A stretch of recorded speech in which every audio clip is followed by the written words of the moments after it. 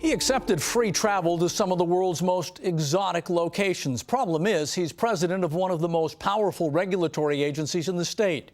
You pay him to oversee utilities like PG&E. $165 grand in gifts and free travel. It's all legal, but we ask, is it ethical? You poor son of a bitch, you got a job to do, sir, and it's pathetic that what you're doing. Okay. You might remember Michael Peavy. What's the message you sent by coming here to Napa instead of going to speak to the Senate? You're very antagonistic. He wasn't fond of our questions after we found him at a day-long, all-expense-paid trip at an exclusive Napa resort and winery. Mr. Peavy? Tony Kovaleski, you have a moment? Just a couple questions for you. And he wasn't pleased to see us in Sacramento. Will you answer my question, sir? Sir, I find you extremely insulting. So how will the president of the Public Utilities Commission respond to the questions uncovered in these documents? Records filed with the state show since 2007, Michael Peavy has accepted more than $165,000 in gifts and free travel. In fact, records obtained by the NBC Bay Area Investigative Unit have found in the last 6 years, President Peavy has accepted 16 trips, each valued at more than $6,000. International Terminal A. This time last week, I was in China. Trips to Hong Kong and Sweden. Last week, I spent a week in Germany. Globetrotting to Germany, Spain, and Israel. I get the award, I think in the last month, perhaps in the last year, for traveling the farthest. Although the press is not up on all my travels. But President Peavy may have spoken a bit too soon. We also know about his big-ticket trips, $12,500 for a 2010 excursion to Sydney, Australia. I spent last week in Australia. Then there was this $13,000 all-expense-paid trip in 2008 to New Zealand. In 2009, $14,000 for another trip to Spain. And in 2007, Michael Peavy accepted nearly $15,000 in travel for a trip to South Africa. Clearly, it is legal. The question is, of course, is it ethical? And there's a big difference between the two. He's one of California's premier experts in government ethics. We showed the travel records to Bob Stern.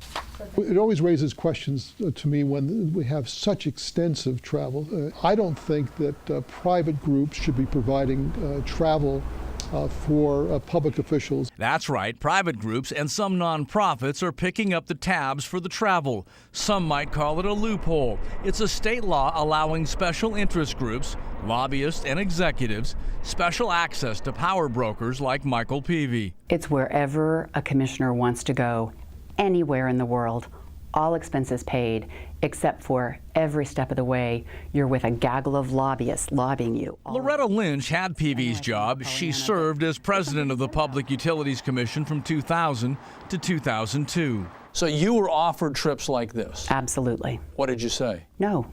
Why? It's improper. It creates at least the appearance of impropriety.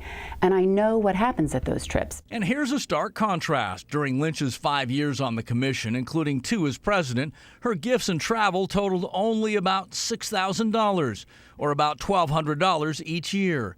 Peavy's $165,000 during the past 6 years averages out to more than $27,000 per year. What that says to me is he's being wined and dined on lobbyist dimes.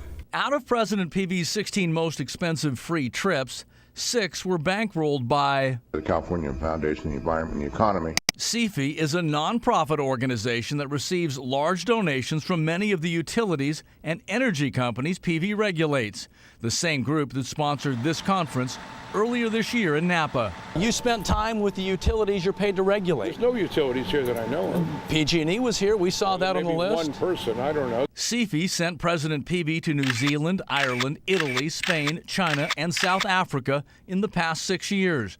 Total cost, nearly $64,000 from one nonprofit group.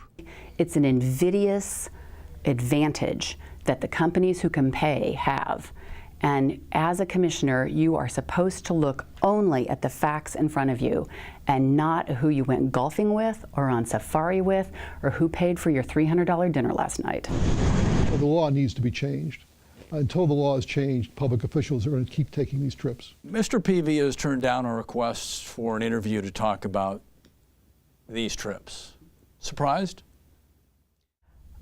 Knowing Mike, I'm not surprised. If you take a government job, you are obliged to be transparent. And part of being transparent is to talk with the press. And that takes us back to that question. Mr. Peavy? Mr. Peavy? May I get your attention, sir? After denying a request for an interview, we tried to talk to Michael Peavy. We're going to clear the room. We could ask them to, that would be great. After a recent meeting in San Francisco. Mr. Peavy, we'd like to talk to you about your travel, sir.